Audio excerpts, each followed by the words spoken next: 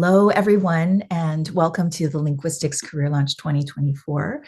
This is billed as a presentation to faculty, and I do see some faculty here. Maybe you could put a reaction in your Zoom box and show us who's faculty here, but this will also appeal to everyone who is here. If you're a student, you'll learn ways to talk to your faculty members and your department about things you may need to support your career. And if you're faculty, I hope you'll find a lot of useful advice here. I'd like to have my colleague Sue Steele say hello to all of you, and then I will start our slides. So it's good to see you all, and let me echo Alex's expectation that this isn't it. Well, it's aimed at faculty. There is important information I think that students will find valuable and can use to frame how they go forward. So let's start. Great. And you should all have links to our slide deck so that you can follow along with us, skip ahead. And we look forward to having some engagement in the chat as we go through, but we'll save the direct question and answers until the end of our session. And I hope we have a lively discussion, but please do use the chat if you have comments and questions. So just quickly, our title, New Role of Faculty in Advising Linguistics Students, Data on the Employment Landscape for Linguistics Graduates. I'm Alex Johnston. I'm the Director of Master's Programs and Career Management in the Department of Linguistics at Georgetown University, where I direct 5 master's programs. I manage career advice for about 100 linguistics majors and over 100 graduate students at the master's and doctoral level. And I'm also an associate professor of the practice. Sue, would you like to briefly introduce your history? I'm Susan Steele. I am retired. I was a long-term academic, mostly at the University of Arizona, but at other places as well. And then I became an academic administrator, went on the dark side, and I did that for sort of the second half of my academic career. And then when I moved away from that, I became interested in nonprofits and was the president of a nonprofit organization. I'm still actively writing and researching, and I care deeply about this topic. I was the graduate advisor, the director of the graduate program at Arizona for almost 10 years. And it was something that, while that was a while ago and things have changed a bit, that was something that really concerned me and took my attention during that time. So this is a faculty member sitting in their office, working as usual. And one of your advisees, could be an undergraduate, could be a grad. Well, this is mostly for a graduate student.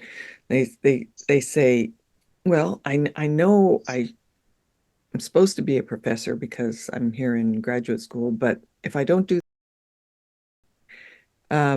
and you answer, well, this is after a person has also been trying to get a job and it hasn't looked good. You say, well, why don't you just try again next year, because it rolls around and you're really good.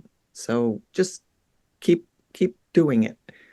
That's one possibility. That's one answer you might give. Or you might say, well, why don't you try for a postdoc? Or you might say, well, there are other possibilities besides higher education. You could teach, besides universities and colleges, you could teach at a K-12 or community college. That's always an option. Or you could say, well, why don't you go into industry and you make a lot more money than I do? Right? Why don't you do that? And what else might you say? You could say, oh, why don't you learn to code? These are all answers that, that you might come up with. But what we want to talk about is, what other answers could you give? And here's the list of the things that are topics for today. One of them is, what are the realities for linguistics PhDs and master's students and undergraduates who are looking for academic jobs. What is the reality here? What do linguists in business and government and technology and nonprofits actually do? That's the second topic.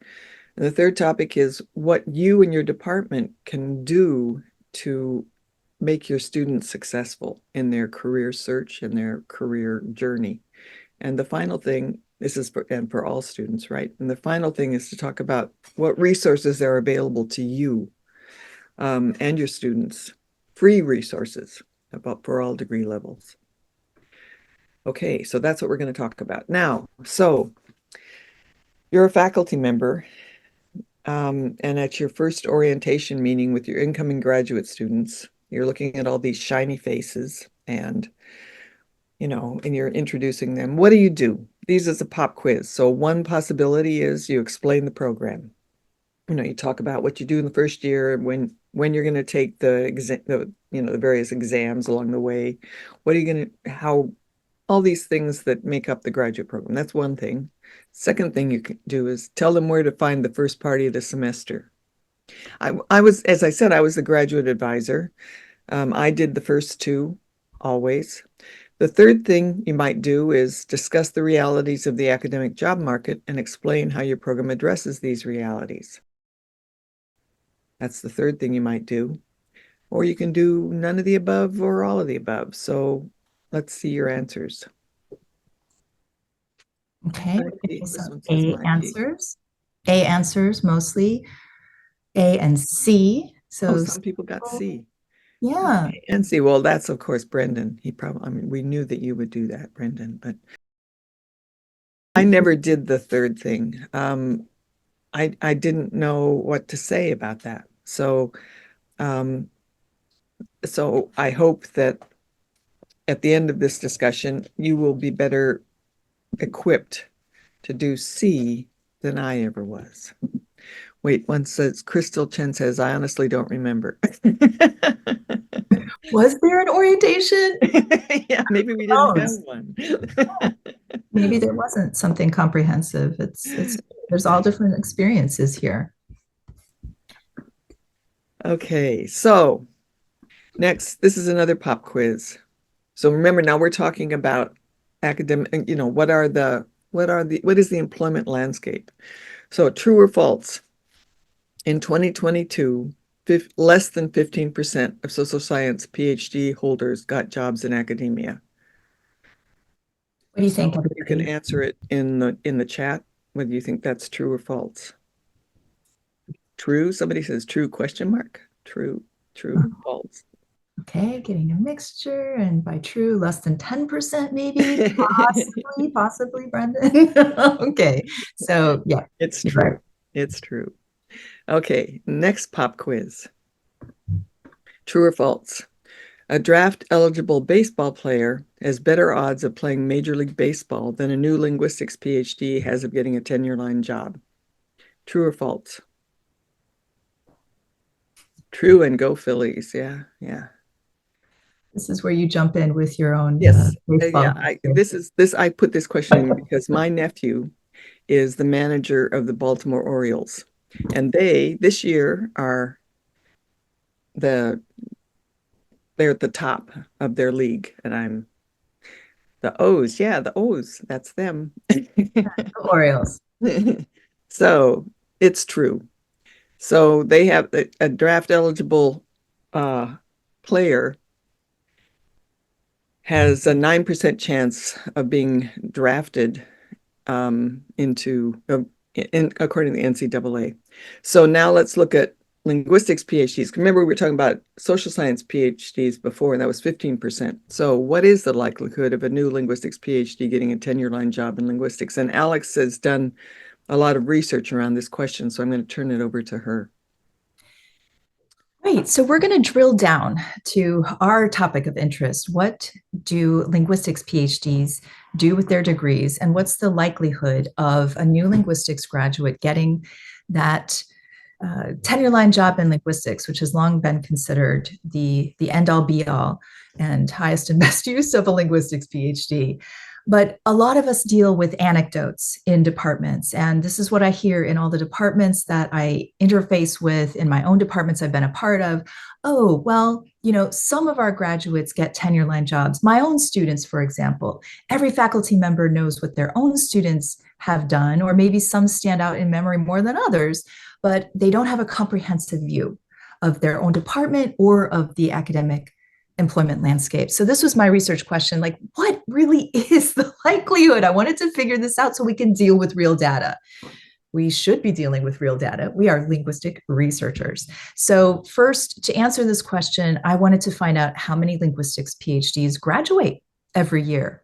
And I think this is something we should all know. How many PhDs are being produced? So I sourced the number of linguistics PhD graduates for the 3-year period of 2020 to 2023.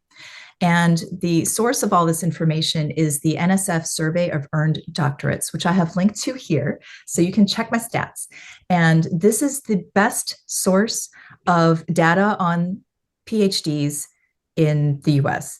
And it is highly comprehensive. You can search it for the employment outcomes of doctoral degree holders in every field. You can look at those doctoral degree holders by demographic information, by citizenship. It is a very excellent source of data about PhDs. So for our purposes, I added the number of linguistics PhDs and the number of applied linguistics PhDs that were produced in each year of that cycle. And I did that. Those of you who are on F1s will know what a SIP code is already, but the SIP code is what is the number that is assigned to every academic program in the country. And it's a standardized way of referring to academic programs. And this is how the data is collected and compared. So because every academic program is assigned a separate SIP code, I've excluded neurolinguistics, psycholinguistics, and all language graduates. So people who got doctorates in Spanish or Japanese or other languages. We've excluded them, not because these aren't our colleagues or that we appreciate these fields, but simply because they are assigned different SIP codes. And I want to compare apples to apples with the number of jobs and the number of graduates. So this will become more clear later on when I tell you how I coded the types of job ads. So, but for interest's sake, we did keep numbers of graduates from these different programs. Now, I want you to guess how many linguistics PhDs graduated in 2022. And these are the linguistics PhDs plus applied linguistics PhDs. Was it 44, 70, or 263? What do you think? I'm going to see in the chat if you are up there. All right. Oh. Yeah, you were on it. 263 in 2022. Okay, so keep that number in mind and we'll come back to it in just a bit. Now, returning to the research question, now we have to figure out how many tenure line jobs are advertised every year. So to do that, I and my research assistants collected all of the US-based tenure line job ads for these 3 years. We excluded all contingent and term limited jobs. So no postdocs. We didn't count non-tenure lines like me. We didn't count visiting assistant professorships. Anything that was term limited and didn't have the possibility of tenure was excluded from this. Again, because the focus on tenure line jobs is so high in many departments and programs. And that's also the model that we see in the people who are teaching and training us in linguistics departments and programs. They are tenure line and non-tenure line faculty members. So I looked at 3 job cycles, started collecting in May, ended in December for each of these cycles. And the sources were the typical ones: the Linguist List, which is the clearinghouse for jobs, not only in the US, but around the world. But I was focusing on domestic US institutions. So I excluded positions available overseas. We also picked up jobs through social media, Twitter, X, department announcements on websites and other publications. And then my assistants and I coded them based on the discipline within linguistics. Is it formal linguistics, applied sociolinguistics, computational, or general? So just a quick kind of clarification about some of these sub-disciplines. The general category included some smaller subfields like historical linguistics or typology, language documentation. Maybe there would be one of these open per year, if any. So we collected all of those into one general category. Formal linguistics means what's often called theoretical linguistics in our departments and programs, phonetics and phonology, syntax, semantics and pragmatics. And then we also had to exclude some types of jobs. We excluded Lang plus Ling, which means you have a linguistics PhD, but you also have a specialization in a language. So maybe you received your linguistics degree from a department of a world language, so a department of Spanish and Portuguese, and you went on the linguistics track within that department. So you graduated with a degree in Spanish and Portuguese, but you had linguistics training. We excluded these because it's very difficult to tease apart these job ads that ask for a language specialization in addition to linguistics. That requires additional expertise and training in how to teach those languages typically. So that's why we excluded them. Again, because of the different SIP codes assigned to all of the different languages, we couldn't track all of those, but we did include the numbers just for interest's sake. So those of you who are the Lang Ling specialists will find some of your open positions listed in a graph. We excluded neurolinguistics, psycholinguistics, and cognitive linguistics because, again, these linguistics degrees are assigned different SIP codes. They come from many different departments and programs. All right. And if you did anthropology and linguistics, we collected job ads for linguistics, anthropology, and anthropological linguistics. So we collected those.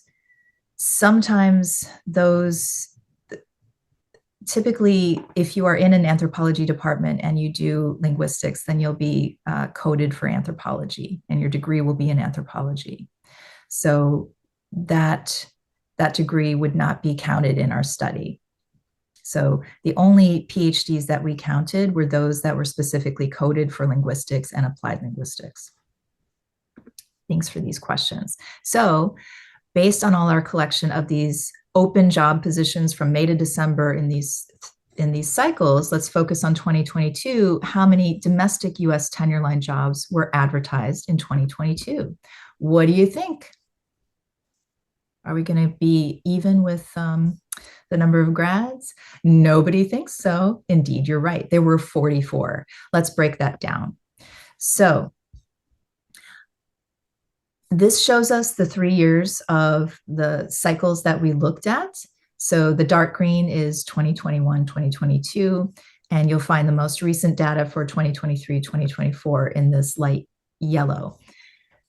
The jobs that we added up were in these 5 subfields: applied, computational, theoretical, general, and socio. But just for interest's sake, I show those of you who studied linguistics within a world language department the jobs available, and we see this nice uptick in this 3-year trend. That's great, but there were still only 27 in the most recent cycle that we found, and far fewer jobs for neurolinguistics and psycholinguistics.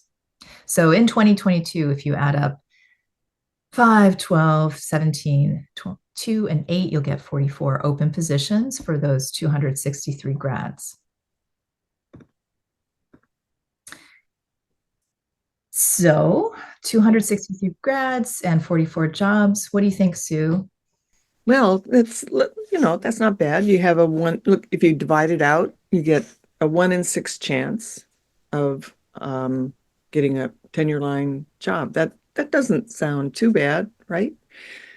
Problem is, it isn't a 1 year thing, because if you don't get a job 1 year, as we saw in the first, your advisor might say, well, why don't you try again next year because you're really good and you'll have another chance. So you have the people from last year who are competing for those jobs, and it turns out that people are waiting longer and longer, applying more and more years, so that you have a backlog of people applying for those jobs. So when you really compute it, it's not 16%.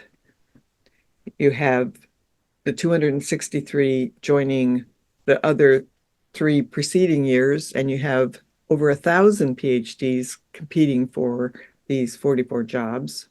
So what's the chance now? 4%. That sort of should hit you in the gut, right? 4% of eligible PhDs might fill those 44 jobs. I know somebody who, this was a while ago, but he spent 7 years in 1 year positions. He was in China, he was in the Netherlands, he was in upstate New York, he was in Oregon, he was in Arizona. He did get a PhD, he did get a tenure-line position finally, but 7 years. And you think about what that means in your late 20s, early 30s, 7 years of wandering and not having any, not having any security or knowing where you're going to be next year. That's the reality. Right. And I do want to mention that when I was counting up these jobs with my research assistants, we erred on the side of generosity in counting these open positions, because we know from ourselves as faculty members sitting on hiring committees that not all of these positions actually get filled. There are a lot of failed searches. And within the pool of jobs that I looked at, I knew for certain that there were several failed searches. And we had ways of checking up on that. And, we were contacting departments. So a lot of those searches failed and were not reopened. And sometimes, the budget is pulled and they don't continue forward. Sometimes they don't find the candidate. They don't find that elusive fit. So, and somebody notes in the chat and that we didn't count in the number of people that were searching, people who aren't new grads also applying. Right. I mean, people who want to change jobs or things like that. So it's true. I mean, that's the data though. So the question is, seeing how 96% at least of PhD people in linguistics PhDs aren't going to work in academia, what do they do? right. So I want to show you some publicly available employment data on linguistics PhD placement from one anonymous linguistics department. We won't try to guess which one, but this is a model for you, I feel, of the type of data your department or program should collect and should be really stringent about collecting, because I believe it's for everybody's benefit. So in one department, checking the past 5 years of PhD employment outcomes, I found that about a quarter of the PhD graduates went into tenure-line academia. That's sounding pretty good so far compared to compared to that 4% statistic we just saw, but we're going to break that down a little further and complexify the situation. We also see that about a fifth go into contingent jobs in academia, and just loosely using that term contingent to mean contract positions, 1 to 3 year positions that are not tenure line. 40% or so went into private industry. We're going to break that down a little further. About 7% into government. 3% did not have a job 6 months past graduation. And this smaller percentage is for the students, about 2% or so, who went into nonprofit organizations. But let's really break down this statistic a bit. By citizenship. And I feel that this is very significant. So if we break it down by citizenship, only about 12% of the PhDs produced in this one department in the past 5 years went on to tenure-line academia. And this is because often international students who come to departments to get training may have jobs waiting for them in their home country, or maybe they are seeking jobs in a third country. But it is a very different employment outcome for domestic people seeking jobs in the US. And I'd like to show that just in the past 2 years of those PhD graduates, 28% went on to tenure-line academic positions in departments and programs across the US, but 100% of them were international students. So we're seeing that domestic US students are not getting tenure-line jobs 2 years after graduation. And that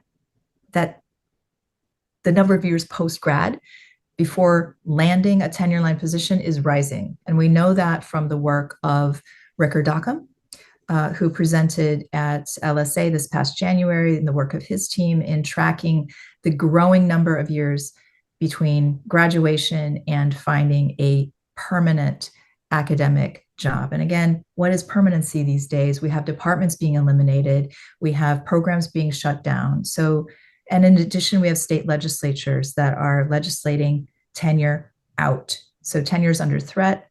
Read Project 2025, or you'll find out that tenure is not what it used to be.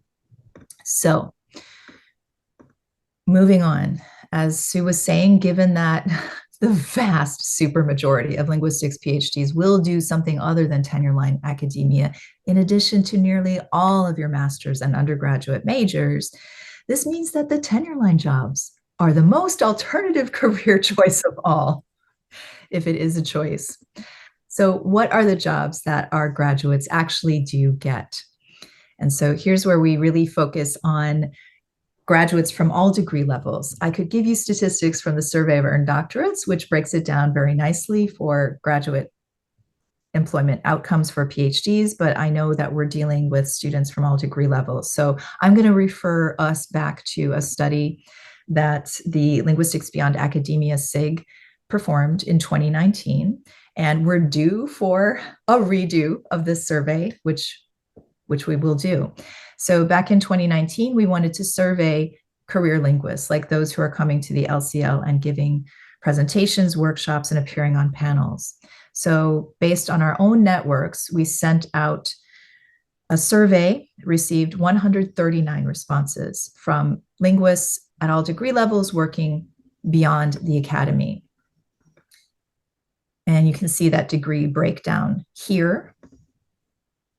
And we wanted to see their career trajectory. So we surveyed them for both the first position title post-graduation, the subsequent position titles, and their current position titles. So we could see that entire cadence and track it. And these were the titles. Yeah. Not an exhaustive list, but I'd love to see what you notice. I can't make sense of this list. Oh, you can't, Sue? Why is that? What do you notice? I don't recognize any of those labels. Right. I mean, I was looking for something that would say linguist, well, there's some there with linguist in it, but most of them don't have that. So you're right. There are so few linguists in the titles that linguists actually get. And I want to point out that, as we've been talking about throughout this entire conference, we can't glean a lot from position titles. We really have to look at job position advertisements. So a linguist, I'm kind of heartened to see that some people got jobs titled linguist, but this means something very different in every sector. So a linguist who works in the US government, in the military, is going to be somebody who speaks English plus another world language, and they are going to be doing primarily translation and interpretation work, and they will have been trained to do that work and to analyze language data from that additional language. However, if you're a linguist like Chris Stewart working at Google, that means something very different. You're doing something like programming, you're writing code, you're doing things I have no idea how to do, but you are working as a linguist with language data and coding and working with databases and using SQL and Python. It could mean something very different in the nonprofit sector as well. So linguist means different things in different sectors, and we don't see it a lot. We also don't see communication a lot. Instead, we see job titles like this that show a cadence of responsibility and don't tell us a whole lot about what those projects are that people are working on. So you have to read about those projects. Is this a project based on some kind of language data or working with different populations of language users, working with different language varieties? What could it be? And analyst, there are a lot of analyst positions. Does that have anything to do with working with language data? So again, we can see this broad spectrum of titles, and we don't know for sure if people are actually working with language or doing the kind of work that they did as homework for linguistics classes, if you know what I mean. But we want to put some faces to these jobs and introduce you to people at those different degree levels who are working across all of these sectors and give you examples of people working in a variety of positions. So here's somebody who has a bachelor's degree from the University of Arizona, University of Colorado, sorry. And she is now head of product at Walmart Global Technologies. And so she does product design with conversational application, voice user interface. This is a person, she's pretty amazing, what she's been able to do. You know her, right, Alex? Oh, yes, yes. She's been a long time contact. I've known her for the past 5 years or so and tracked her from her first position postgraduate uh, from University of Colorado Boulder until this acquisition of one of her startups and one of the startups where she worked and where she co-founded the startup, and just seen an amazing career trajectory for somebody with a bachelor's in linguistics. So there's no barrier to entry in industry or government or tech with respect to degree level. The degree level that you've achieved may give you a leg up in your position in that organization, but it doesn't mean that you can't enter into all of these sectors with a bachelor's degree. And I really hope that we can eliminate from our vocabulary just a bachelor's or just a master's, because really, for most jobs, that is your qualification. A bachelor's, sometimes a master's, very rarely a doctoral degree. So this is another person whose name might be familiar to you, who has an MA, and she says a proud ABD holder from the University of California, Berkeley, who has made a name for herself in a naming company that she founded. So she, I don't know if if any of you have ever done anything having to do with creating names for new products. That's what she does. It's really interesting work.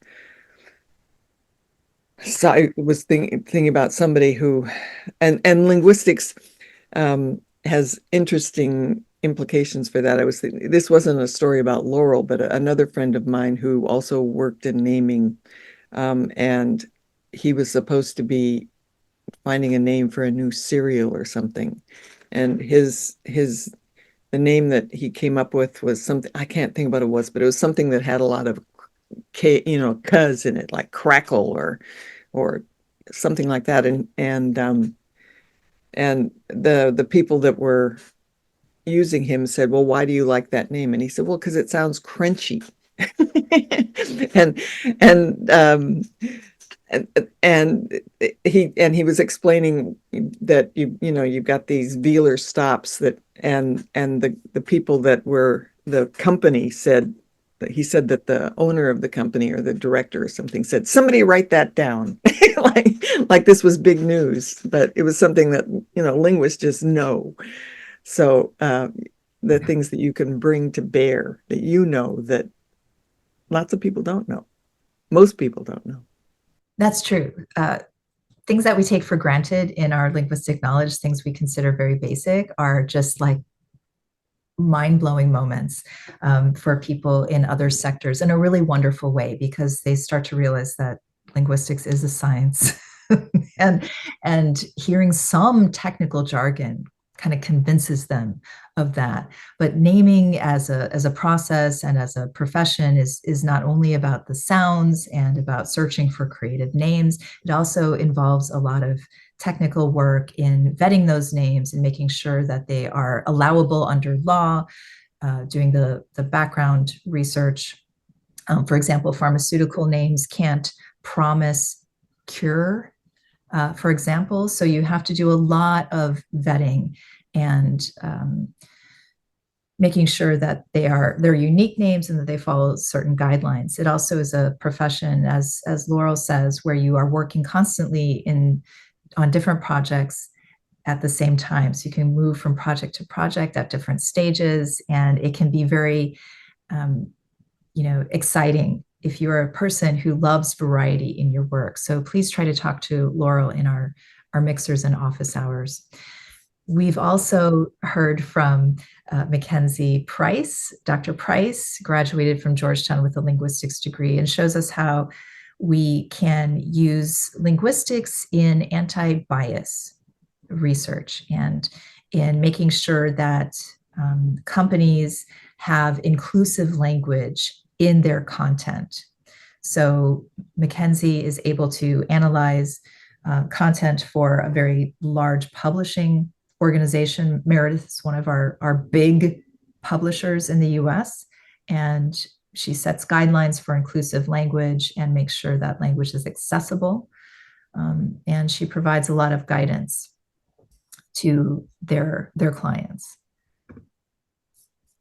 Another linguistics doctoral degree holder from Georgetown, Aishner Sadic, was trained in multiple research methods, both quantitative and qualitative, and is doing applied research in industry.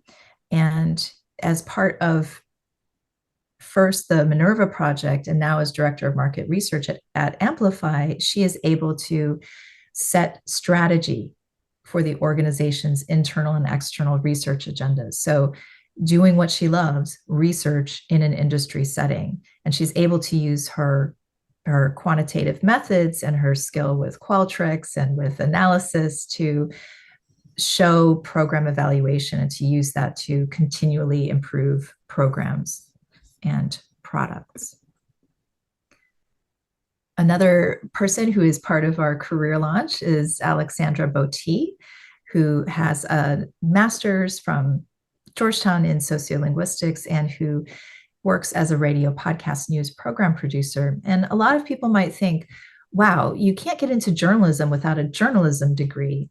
But Alex Botti is very outspoken and a wonderful advocate for linguists to go into journalism and go into story finding, because with our focus on audience design and with our skills in pattern analysis, we can trend spot. We can find out what's in the news, what's coming up, and make pitches to producers in order to get stories that need to be heard on the air, whether it's in broadcasting or podcasting. So talk to Alex about how you can use your linguistic skill set if you're interested in media, mass media and journalism or broadcasting. The last one, he's one of my favorites. I think he was at the LCL 2021, I think. I can't remember for sure, but this is a guy who got his MA in sociolinguistics from Cal State Long Beach. He grew up in Long Beach or in the area, got a degree there, and was very committed to making government accessible to the people in the community, people who maybe didn't speak English, and he did the hiring and training of the first in-house translation and interpretation team for the city of Long Beach. He was just a real powerhouse. And he now has been moved on to being senior health equity educator in Minnesota.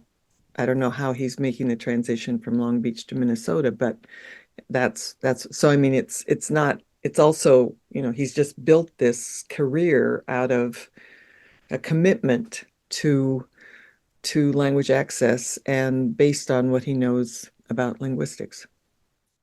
I'll just briefly mention Riva Schwartz, who is one of my heroes because she has a master's in phonetics and she now works at the National Institute of Standards and Technology here in the DC area, this government agency, where she engages in AI risk assessment and works in the area of AI ethics and citizen advocacy. So on her team, she is working constantly with computer scientists and with engineers and people who develop AI systems. She is the voice of social science in the room. She is the voice of someone who has studied how people use language, how populations use language, and how they can be affected by AI tools. So, as she says, when there are socio-technical systems, which is how people use technology, that's a socio-technical system, we need the socio experts in the room to talk about the effects of these tools on different populations and in our world. So she was instrumental in developing the first AI risk assessment framework that was published by NIST and is a foundational framework for risk assessment that is now being used by many organizations. And she continues to make great strides in continually assessing risk. So if you're interested in AI ethics and bias and risk, this is something that a linguist can do. Now, we want to throw this out to the faculty in the room and kind of get a sense of where are you in your journey of supporting students' career exploration? I So don't this think is a range of things that why don't you put them all up? It's a scale, and want to know where you fall on this scale. So from I'm opposed to industry career preparation as part of a linguistics program, um, and isn't understanding the current theoretical landscape enough. I've spent my whole life in academia. I'd like to help, but I'm at a loss. I enthusiastically encourage my students to explore all career possibilities. I invite alumni back. I help my students build networks. My syllabi include readings and projects that pertain to industry. Where do you fall on this scale? the first one, I don't think we'll find a lot of people raising their hands, but I still encounter colleagues who have this idea.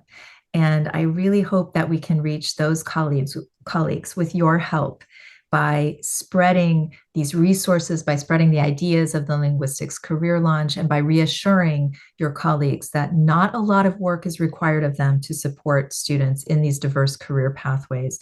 We have one final kind of stage of the journey here. And that's I've created a project in collaboration with departments like computer science or our School of Business so that interdisciplinary teams of students can develop products and services for academic credit and industry preparation. We could go all the way there. We could be very interdisciplinary and help students get credit for interdisciplinary interdisciplinary projects that they work on with students from across schools or across departments. So let's see if we can move toward this stage in service of all of our students. I'm seeing in the chat that a number of people are at 3, or think they're at 3, but they're moving towards 4 and 5. And I'd say that when I was in academia, that's probably that's where I would have been too. So it's a process. It's a process. And this last thing would really I mean, it would involve a lot if you know about how universities and colleges work to get, you know, departments working together in some kind of course that students can take, all of the things that have to be done to do that. But it's really it could be really powerful if has anyone in the audience done anything like that? Well, if there isn't, then I can give you some ideas, and especially when it comes to how syllabi can be created to support this. And we're here to help. We're not here to call anybody out about what stage you're in or to pass judgment on any stage, because this is truly a journey and everybody is in different contexts. But if you do have that urge to help your students and you feel like you're at a loss, just remember you're already teaching these highly valuable transferable skills in your courses now. So what you can do is to name and emphasize those skills and talk about how transferable they are. So what are those skills, you may ask?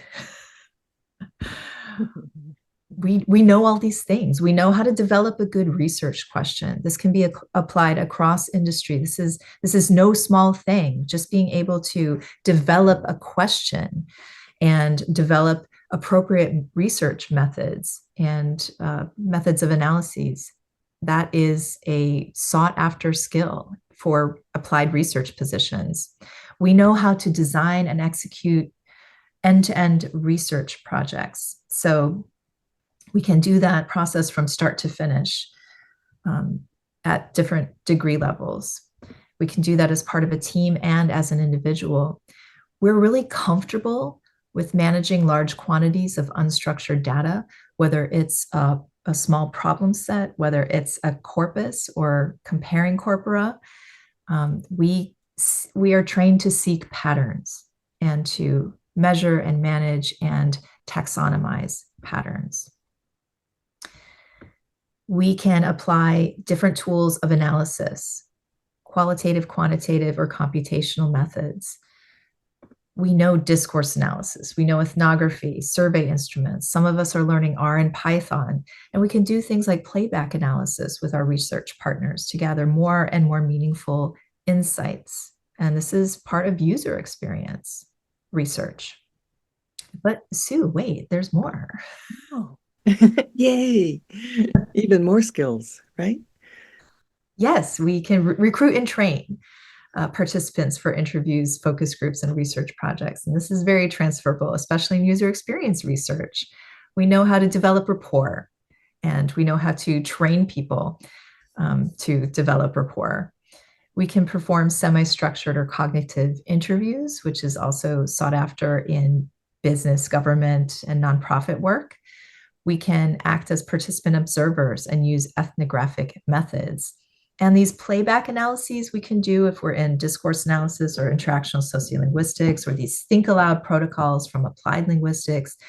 This is also user research. So there's a very short leap from the methods of sociolinguistics and applied linguistics to user research, although there might be a bit more of a leap in actually finding those positions and finding a good fit. Yeah, we know how to get research projects approved through different compliance processes. We know how to deliver results in very tight turnaround times, which are tighter in industry, but less exhaustive in some contexts. And we can deliver these analyses, results, and recommendations, or as you might call them in industry, insights, in different formats. We can write executive summaries, although that can be hard for academics when we're used to writing long things. We have to write abstracts, so that's an executive summary.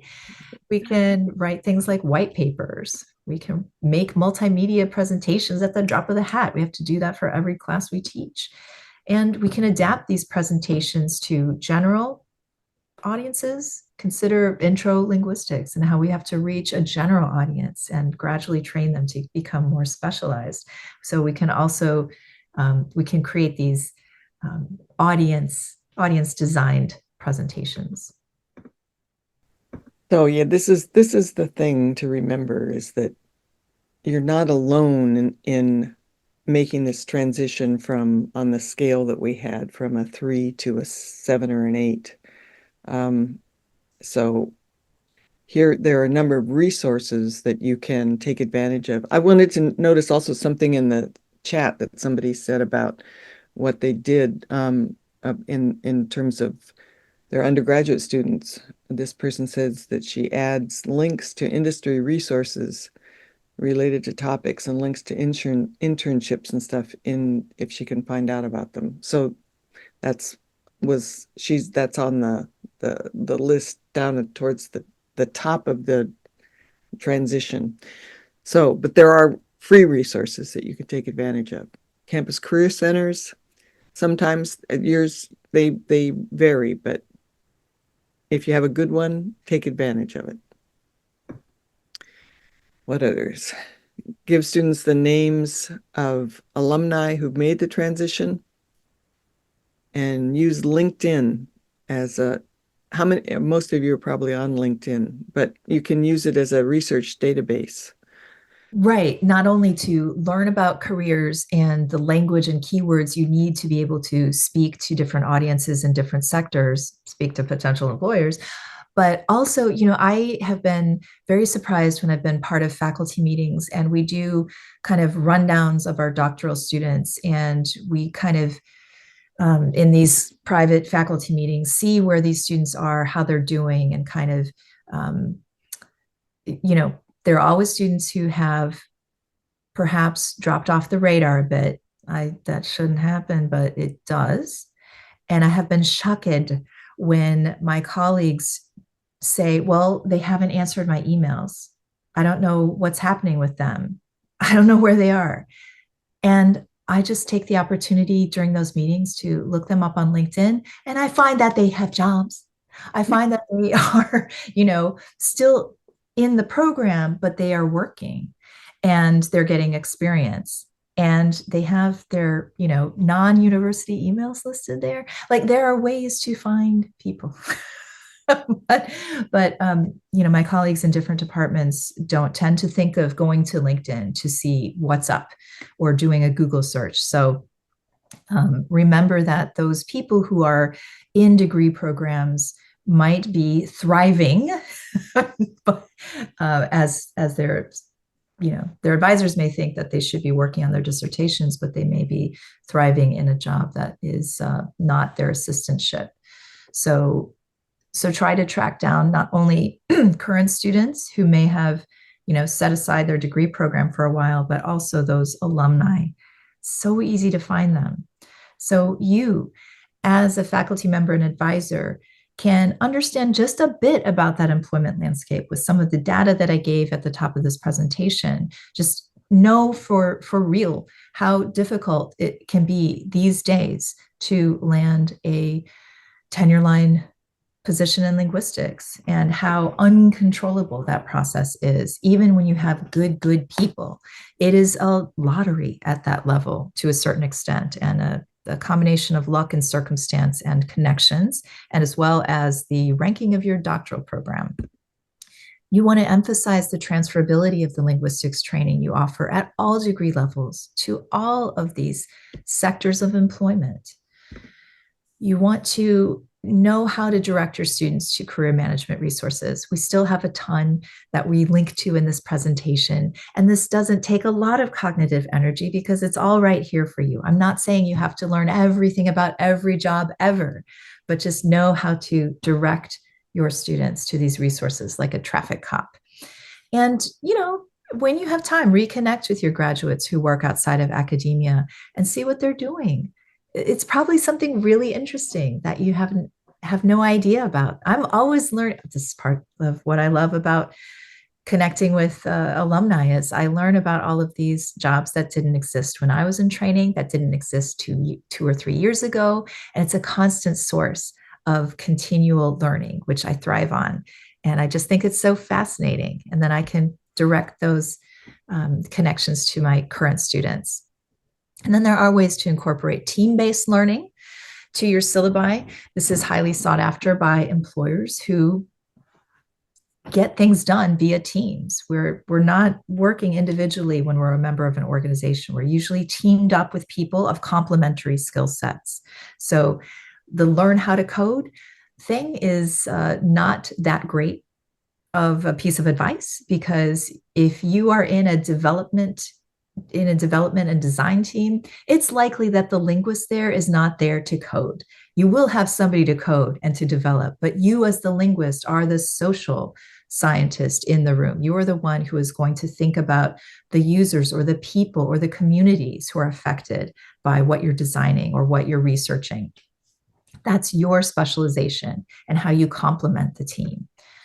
And then what your department can do, gather those stats and come to this consensus that you need to encourage diverse career pathways, just given how programs are under threat and how we possibly want our departments to survive. If we want them to survive, I think we have to show solid career outcome to deans and to people handling budgets. Collect that comprehensive employment outcome data and discuss it in a faculty meeting. Make it available to all faculty, not just administrative staff or not just one person. This is something that every faculty member should know about the outcomes of their own training. And then present that outcome data to your students, current students and prospective students. This is great for transparency because you show what your program results in. And that can be great for recruitment. If you're proud of your results, that you send students into a diversity of career outcomes, that can be very attractive to students. That's why a lot of students choose Georgetown, because we can show that we place students in a healthy variety of career pathways of interest. And then try to connect your learning goals of your courses with potential employment paths. We can talk more about that in the Q&A section. And what your department can do, other free things, leverage your alumni community, track all of them, including ones who leave. I don't like this metaphor, but you want to track people who do not finish their master's, do not finish their doctoral program. They are doing interesting things. They are thriving. Track all those employment outcomes. Invite those alumni back to give talks. Host a career mixer with those alumni. Alumni love to come back. They love to give back to students. They love to show that what they do with the training they got. And for those who haven't continued on to a doctoral program or those who haven't gotten tenure-line positions, it's a way to be really inclusive. When I went off after my doctoral degree into the wilds of Iowa, into a not tenure-line position, trying to make my own business happen, trying to work with nonprofits, trying to consult. It was like I dropped off the face of the earth. I mean, my beloved department had nothing to do with me. It was like I was invisible. For a long time, I was invisible. And I know a lot of alumni who have felt the same way when they haven't gone to fulfill the goals of some of their faculty members by following in their footsteps and getting that tenure-line job.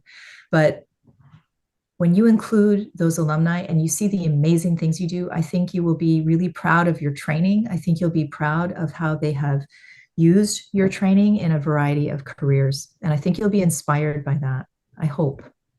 And just encourage these alumni relationships, really leverage the community as much as you can. We have all these resources for you. The only podcast devoted to linguists discussing their career journeys, Linguistics Career Cast, hosted by proud ABD Laurel Sutton. Linguistics Career Launch YouTube channel, into which we're funneling all of these recordings. So it's 75 videos and growing, because all of these recordings from LCL 24 are going to be edited, hand captioned, and put into the Linguistics Career Launch YouTube channel. These are all for your students.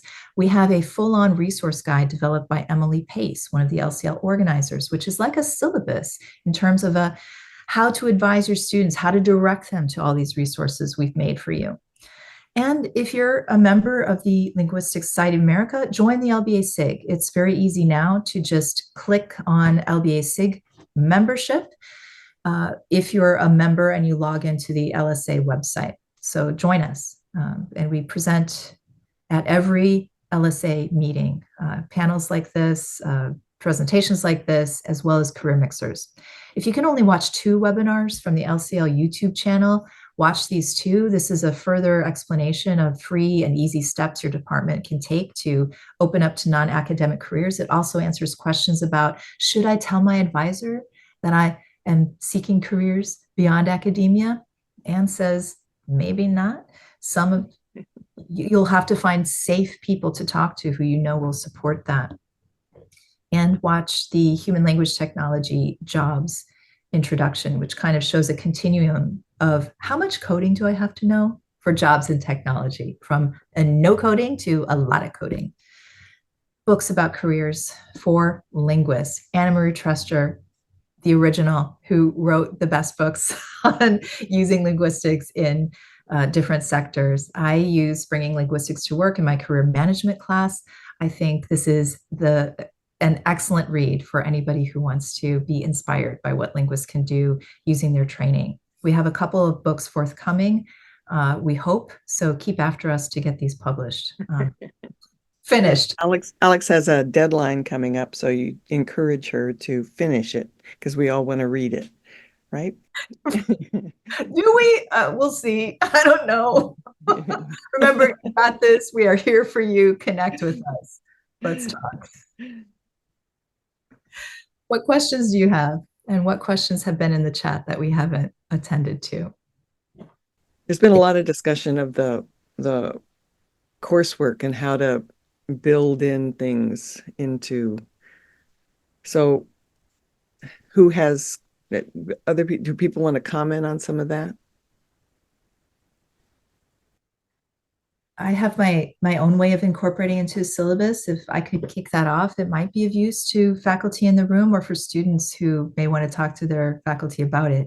So I teach intercultural communication, and I love it. And that's what I do for consulting. So I bring a lot of my consulting insights into the academic study and academic discipline of intercultural communication.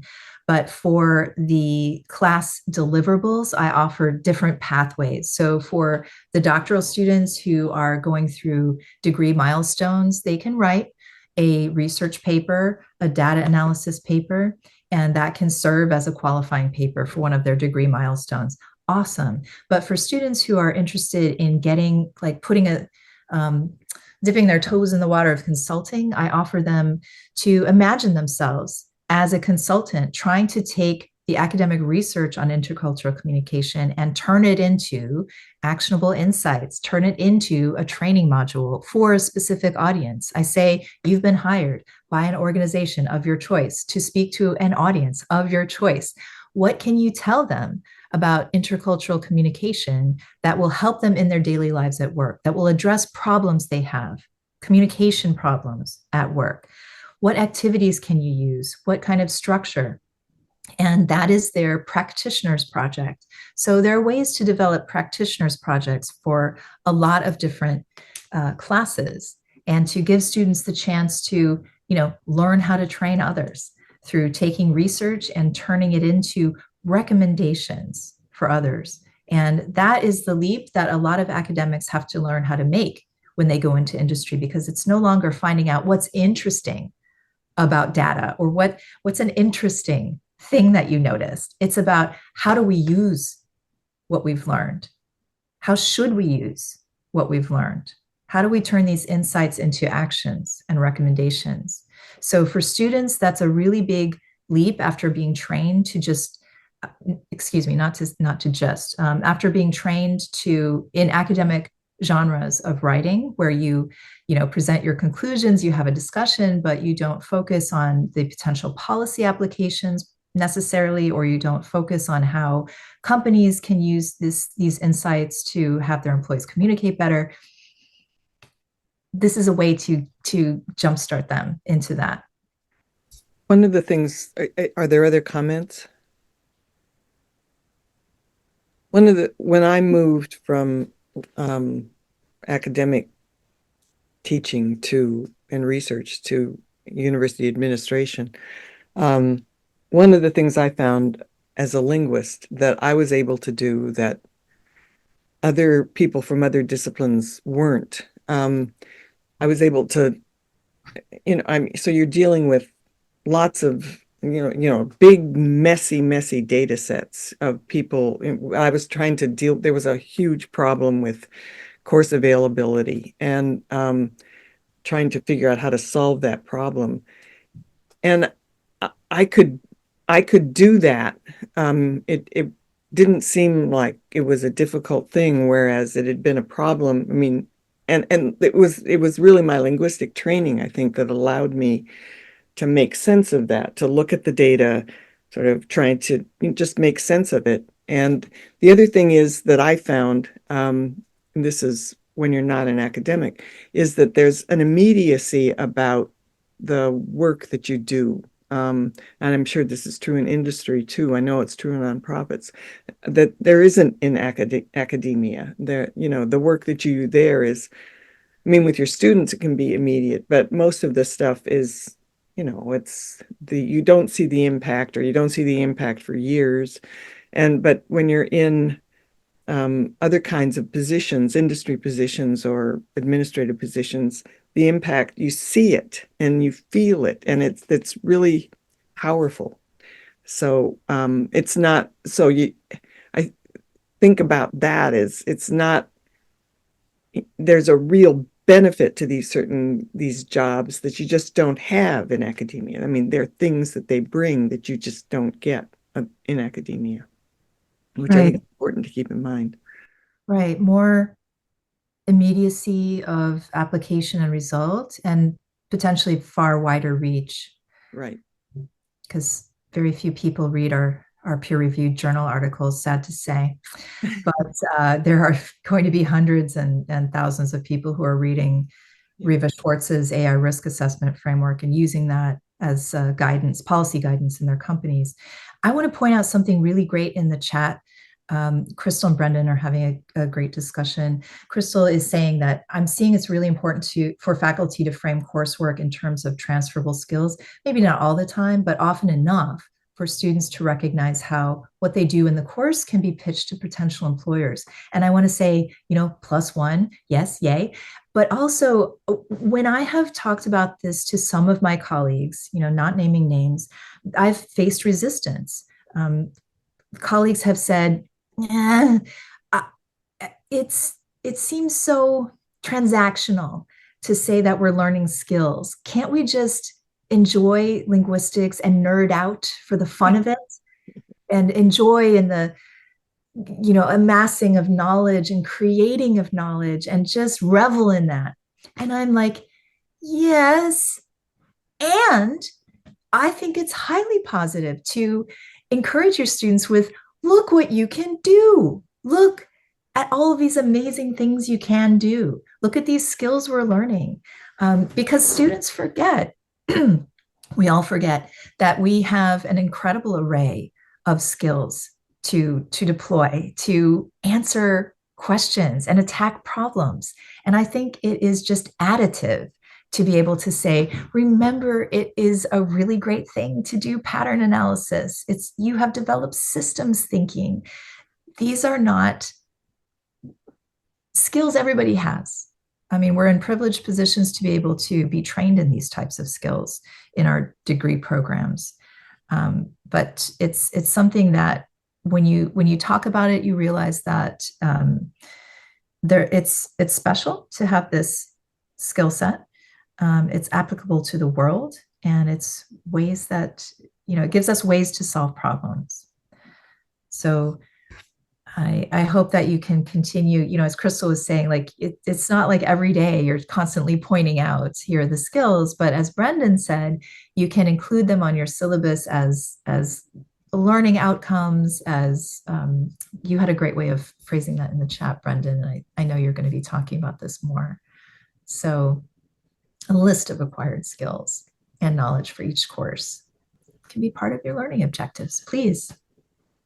So first and foremost, this awesome presentation. Thank y'all very much. It's for any other faculty or those who, right, just instructors, right? All of us are teaching at different right? Whether you're at the MA level or the PhD level, I think there's a lot. I mean, y'all just gave excellent ideas. There's so many really easy ways to do this, and I think a lot of times, right? There was none of these discussions happening when I was in grad school. And I think a lot of us can relate to this, which is really exciting. It's happening now.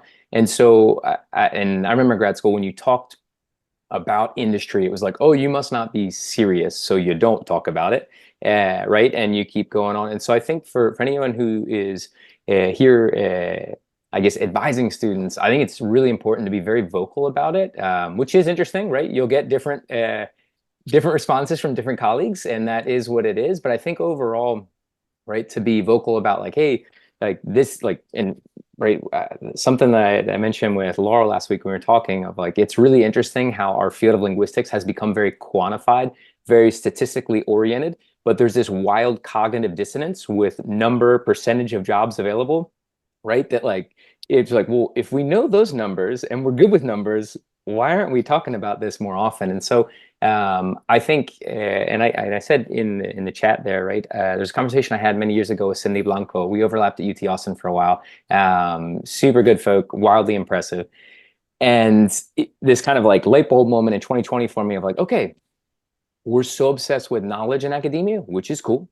But like we actually have skills, we don't talk about those, and let's separate those and talk about them and incorporate them into our classes. We already probably have a lot of those workshops, right? Maybe it's a discourse analysis workshop that I do in my language ideologies class. Maybe it's a statistics workshop I do in my quantitative sociolinguistics class. Those are all skills that are then used throughout the semester. And what's awesome with the LCL videos, you can say like, hey, look, they're using these exact skills in this position in industry. And I think those are kind of ways to kind of normalize of like, yeah, what you're doing here can be applied there. And Alex, I think to your point, it really is interesting. And there's a lot of conversations happening right now of like, well, why do I need to like to sell like my classes or this? And it's like, well, we're at a really interesting time in history of just how much things cost. So yeah, if I was an undergrad or an MA, I'd be like, yeah, what can I do with that? And how can I survive? Right. And so like, yeah, they want to know like, and you should explain to them, you should know those things. And I think there's a lot of resources. Yeah, exactly. Return on investment, yeah, and their parents too, and rightfully so. And I think as faculty that we can do a lot of those things. So anyway, I see we're at time. I will stop talking. Sorry. I did say I have a big mouth on that. I would just say to any other professors out there, I would love to be in conversation. If you want to reach out to me, I've done a lot of things, but there's still so many more things I think I can learn from others and want to continue to make graduate education and undergrad better for like industry focusing. So thank you very much. Thank you, Brendan. I so appreciate your allyship and support. And, you know, I do want to reiterate for faculty here, do, as Brendan said, be explicit that you support all career pathways, that you will be the type of advisor who is safe for people to talk about careers, to talk about post-grad employment placement, to talk about money with. Because when we don't talk about money, we are just reinforcing that linguistics is for the privileged and for the generationally wealthy. We are excluding so many people who need to, well, we all need to make a living, but some of us need to pay those bills immediately for ourselves, for our families, and we have to support people. It is not shameful to talk about money. It is necessary. And if we withhold that information from students, we are just replicating the inequities in the profession of linguistics that have always been there, that have kept it relatively white, and pretty privileged. Not many people can go into a degree program and go into debt for it without knowing about outcomes. And I want all of my students to get a return on investment. You know, we can't just sell these programs and not have a return for students and say, here is the real data on where your colleagues are going to have gone. So please, you know, remember that this is a way to support diversity within the field and to make linguistics the place that is inclusive of everyone by talking about money, talking about career outcomes, and supporting all of those outcomes, and thinking realistically about how students will support themselves with the training we provide. Tamaya, do we have to? This is such a great session again. And so thank you to everyone for attending. Thank you. Yes, thank you very much. Thank you so much.